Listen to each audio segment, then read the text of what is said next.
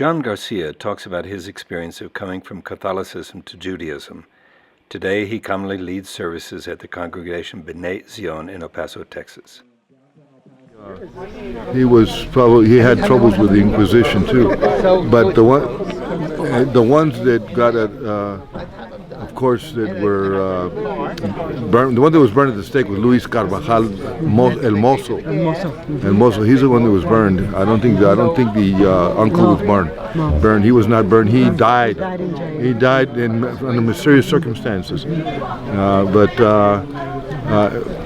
we were all related. My ancestor was related to the mothers, the Rodriguez sisters. Inez Rodriguez was his mother, and his father was Baltasar de Sosa. And we think that Sosa was just the city where he came from, and he was probably Mendez, my brothers. So we think we may even be connected to Gracia Mendez, to that family. And so we had been studying that for years, and I just, it was a yearning. It was a yearning all the time. I was completely. I was brought up Roman Catholic, and I learned Roman Catholicism. I was taught by the Jesuits. I went to Jesuit high school. I graduated Jesuit high school in 1969, and I just had this yearning, and I wanted to reconnect. And Rabbi Lean is the one that opened the door. If I had known there was an open door, I would have committed. I would have opened the door a long time before. Yeah. Wow.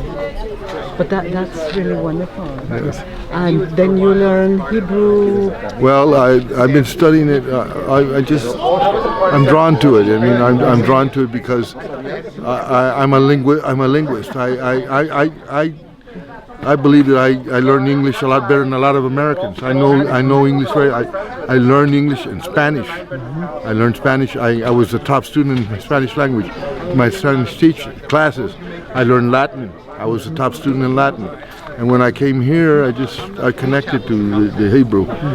I feel it in my heart, and it's a phonetic language. It's like Spanish. It's just like Spanish. It's just something that I can adapt to very easily. Yeah, because it's wonderful to hear you reading it. Thank you. I know. Thank you. Yeah. Yes.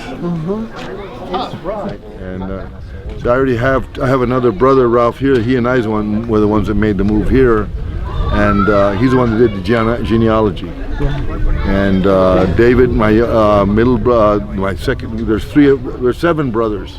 Wow. 7 brothers, and I'm the third of 7. Yeah. So the one between us, he'd been married to a Jewish lady years before. Yes.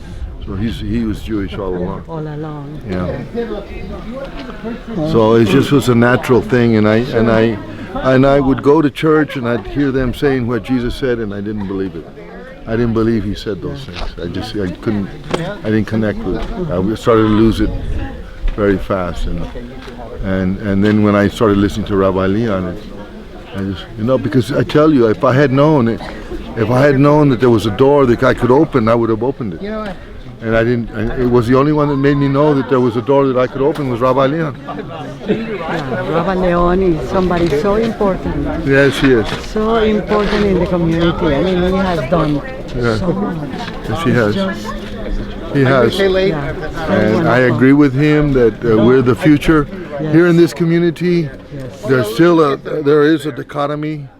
I think that there's a lot of people that are hesitant about us, but they're learning to accept us. It's meal. It's ready? Thank you. The chipotle or horse rice? Give me chipotle. I think they had some real issues as far as ethics goes, especially in the cities. Thank you. Some stuff is, the parking garages, prostitutes.